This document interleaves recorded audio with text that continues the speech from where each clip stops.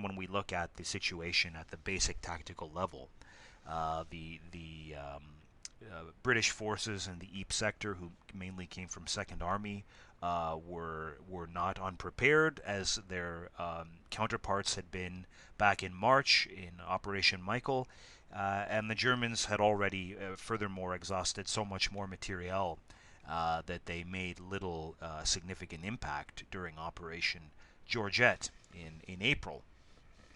So what we see here then is an initial wave of assaults on the 21st of March that have some operational promise, but it's not really possible for the Germans to translate operational success into a meaningful strategic breakthrough, i.e., one which could have an overall decisive impact on the outcome of the war in early 1918.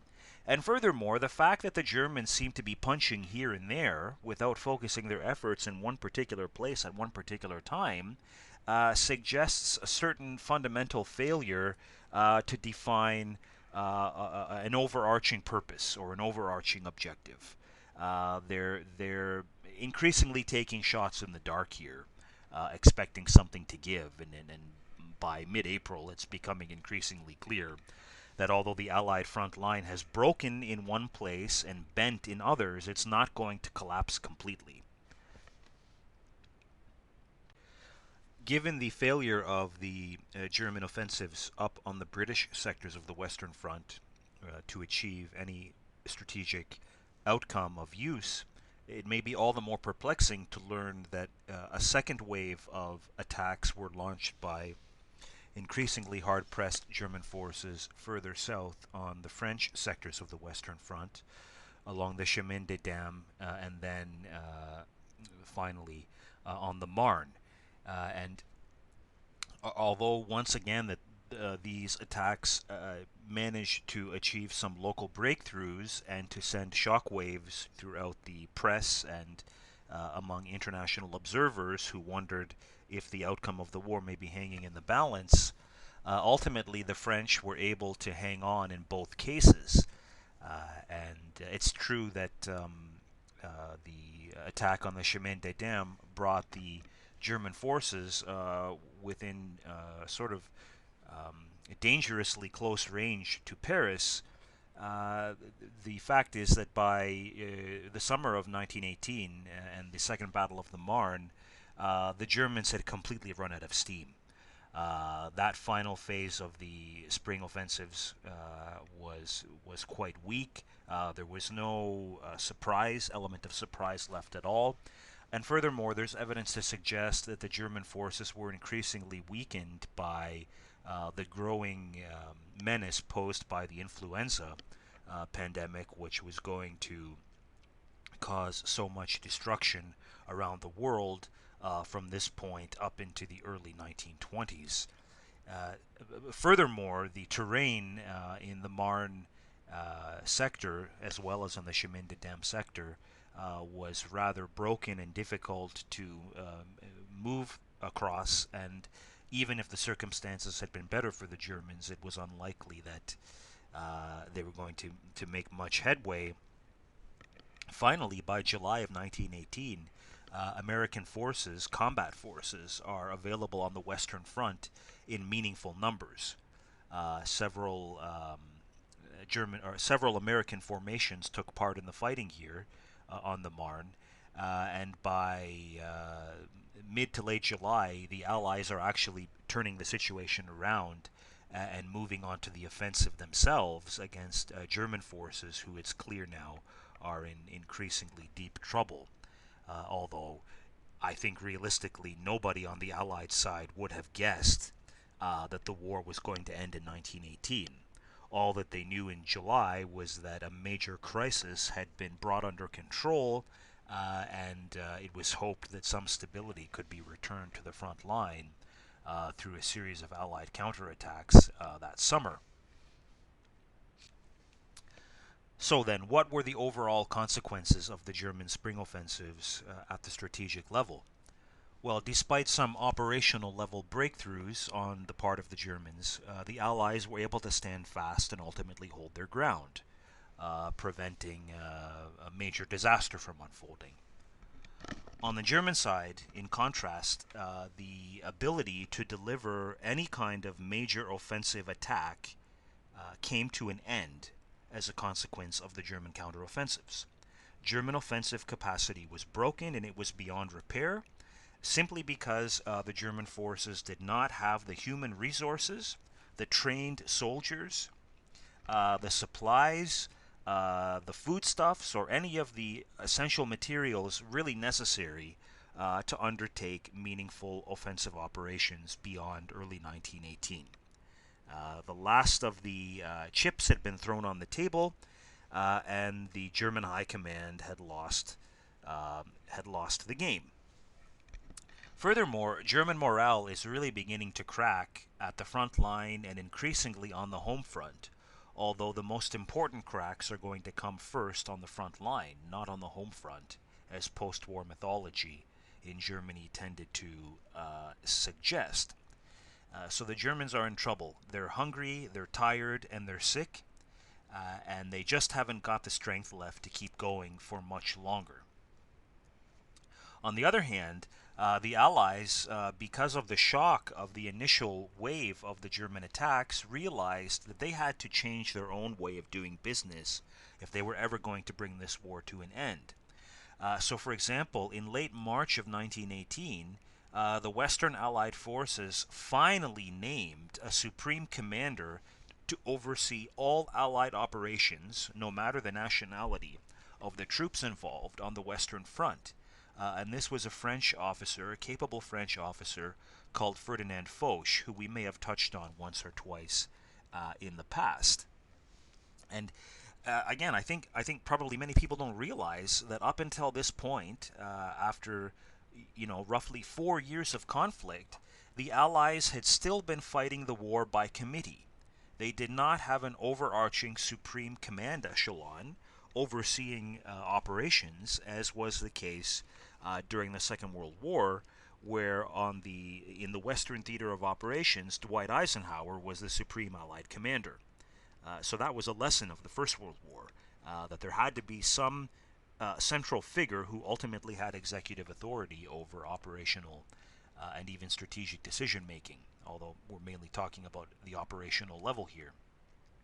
So Foch was a pretty capable senior commander and did a decent job of overseeing the Allied war effort for the remainder of 1918.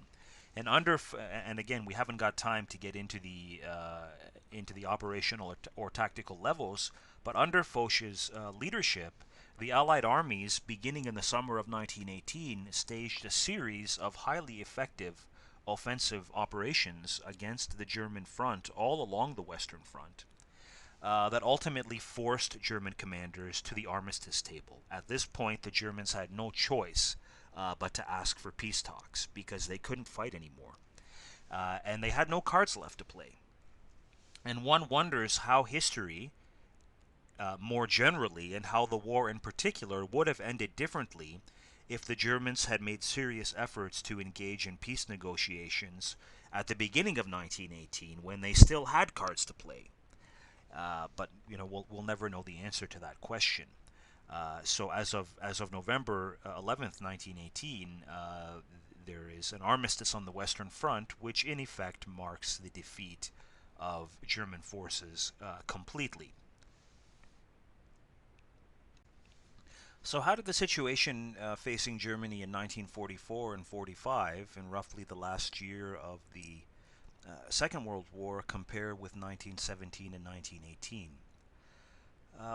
Really the circumstances were quite different in many respects. Let's go back to where we left off with respect to Operation Market Garden in September 1944.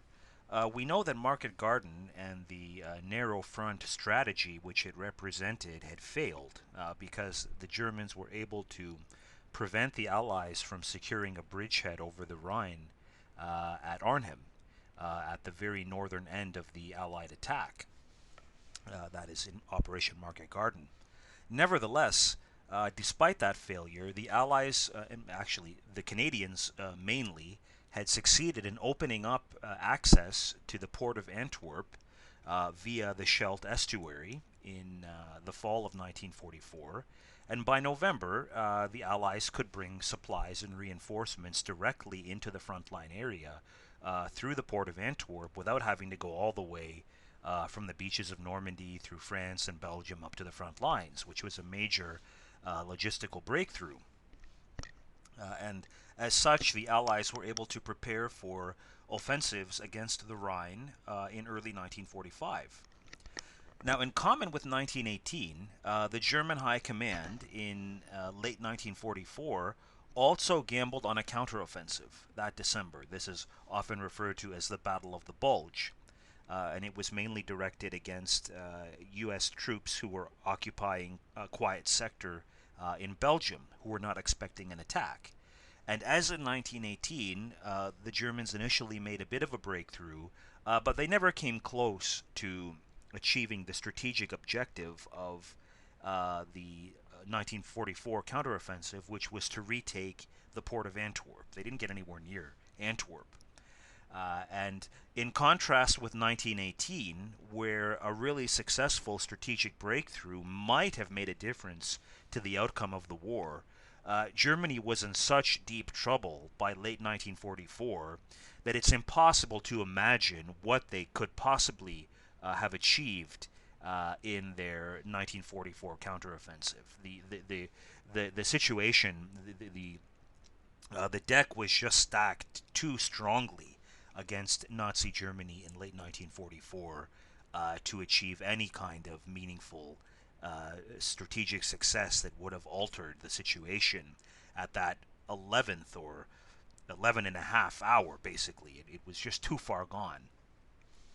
And furthermore, again in common with 1918, the German forces in the West basically used up the last of their punching capacity in the failed offensive in the Belgian Ardennes, and this basically left the west bank of the Rhine on the German frontier indefensible.